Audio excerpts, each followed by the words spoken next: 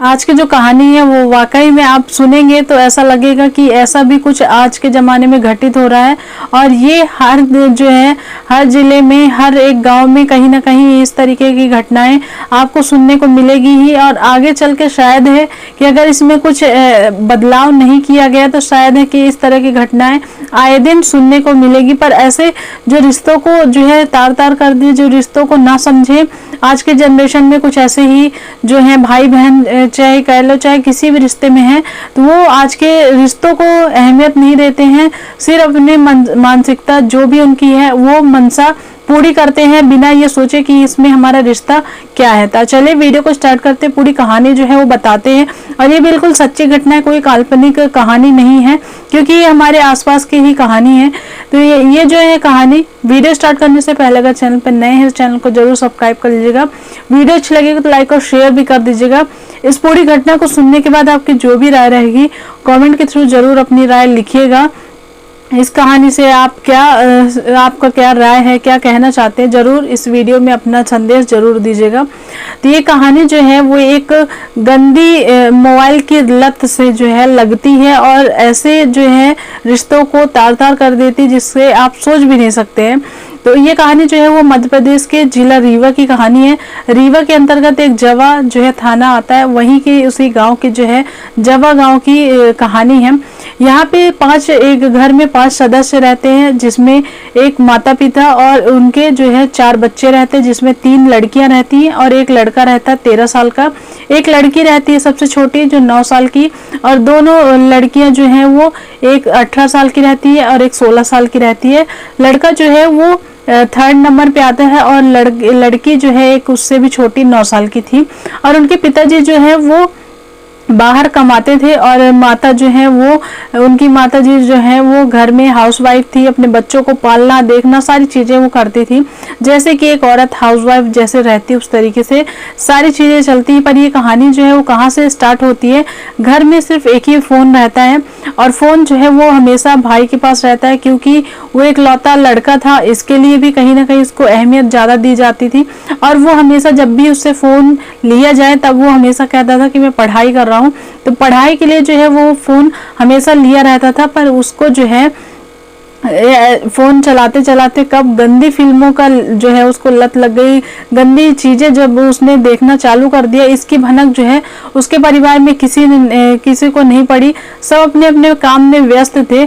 पर शुरुआत ये कहानी की ऐसी हुई जब 26 अप्रैल को जो है वो जब सुबह उठते हैं, उनकी मम्मी जब उठती हैं और उठने के बाद जैसे ही वो आंगन की तरफ जाती है, आंगन में देखती है कि उनकी जो सबसे छोटी बेटी 9 साल की जो रहती है वो जो है मरी पड़ी रहती है। इस अवस्था में देख के वो काफ़ी ज़्यादा शोर मचाने लगती, चिल्लाने लगती, चीखने लगती, जिसमें सारे बच्चे जो हैं वो जग जाते हैं और सभी लोग जो जब उस बच्ची को देख के सभी लोग जो है वो रोने लगते हैं।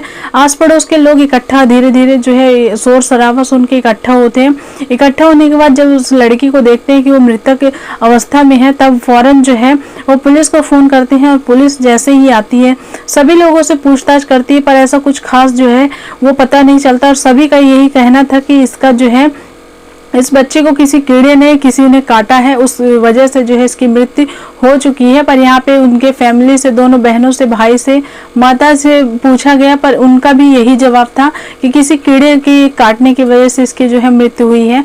ये जो है जांच पड़ताल चल ही रही थी, पर यहाँ पे पुलिस ने बिना रिस्क लिए उसके पोस्टमार्टम जो है करने का जो है निर्णय लिया और उसका पोस्टमार्टम जो है वो हुआ। पोस्टमार्टम में जैसे ही उसका पोस्टमार्टम का जब वहाँ पे देखा गया कि उसके अंदर जो पोस्टमार्टम के अंदर जो निकला, वो सुन के सभी लोग जो है बहुत ज़्यादा परेशान हो गए थे, क्योंकि पोस्टमार्टम के अंदर आया था कि 9 साल की बच्ची के साथ रेप हुआ, उसका जो है गला दबा के जो है उसको मारा गया है। ये पोस्टमार्टम रिपोर्ट में आया। जब ये रिपोर्ट में आया तो सभी लोग हैरान परेशान थे। पुलिस ने फिर से सख्ती बरती, गांव के जितने भी सदस्य थे अपने स्तर में उन्होंने पूछताछ की, पर कहीं से कुछ ऐसा खास पता नहीं चला। उस बच्ची जो है वो बच्ची किससे मिलती थी, कहाँ जाती थी, सारी इनडायरेक्ट और डायरेक्ट जो है उसका किससे मिलना था, क्या उठना बैठना था, सारी चीज़ें जो है वो पुलिस ने छानबीन की, पर यहाँ पे कुछ ज़्यादा खास जो है वो हाथ नहीं लगा। और घर वालों का यही कहना था कि ये जो बच्ची का मृत्यु हुआ वो सिर्फ जो है कीड़े के काटने की वजह से हुआ है वो मानने के लिए तैयार ही नहीं थी कि रेप हुआ है या उनको जो है किसी ने मारा है। ऐसा कुछ उन्होंने कबूल ही नहीं किया, ना वो दोनों बहनों ने और ना उस भाई ने, ना उसकी माता ने, किसी ने ये कबूल जो है वो नहीं किया। धीरे धीरे वक्त बीतता गया, मई का पूरा जो है वो महीना निकल गया, जांच पड़ताल में जून में ही निकल गया। अब जब जुलाई लगा हुआ तब यहाँ पे जो है विवेक सिंह जो है, जो वहाँ के एसआई थे, वो इस केस में ज़्यादा जोर डाला। जब यहाँ पे जोर डाला तब यहाँ जो है सख्ती से और पुलिस वालों को जो है कहा गया कि इसमें इस विषय में रिजल्ट जो है उनको चाहिए। तब यहाँ पे और ज़्यादा जो है पूछताछ की जाती है। जब उसके परिवारजनों से सबसे बहुत सख्ती से बात की जाती है, तब उसके भाई ने जो है वो कारनामे जो किया वो सब उसकी माता ने, उसके भाई ने कबूल किया। और ये जो है माता और बहन इस तरीके से जो है, एक भाई ने अपनी बहन के साथ ऐसा कुछ किया, उसमें उसकी माँ ने भी उसका साथ दिया।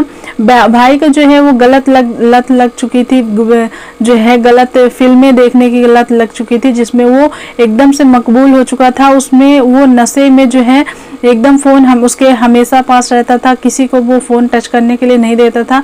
पर यहाँ पे 26 अप्रैल की जो है वो उसी शाम जो है उसके छोटी वाली जो बहन रहती है 9 साल की, जिसकी एज रहती है, तो भाई जाता है उसके पास सोने। और यहाँ पे जब उसके साथ गलत हरकतें करता है तब वो बहन जो है वो मना करती है, सारी चीज़ें जो है उससे चीखती चिल्लाती है। पर यहाँ पे भाई जो है वो अपनी माइंडसेट में था, अपने ही जो है वो अपने ही धुन में था, उसकी जो है सुनने की जो क्षमता वो कम हो चुकी थी।